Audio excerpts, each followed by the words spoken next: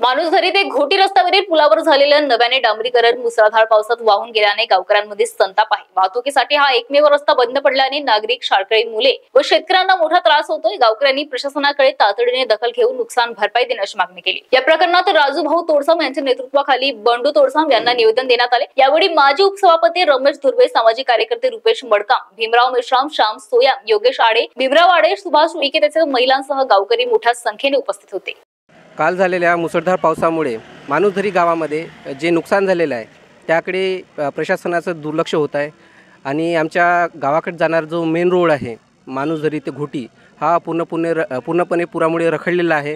पूर्ण डांबरीकरण उद्ध्वस्त झालेलं आहे।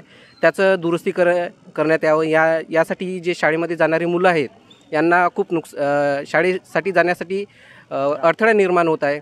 त्याकडे आपण लक्ष द्यावं ही आम्ही विनंती करतो। महाराष्ट्र टीव्ही 24 करिता निलेश कुरमेरकर, घाटजी।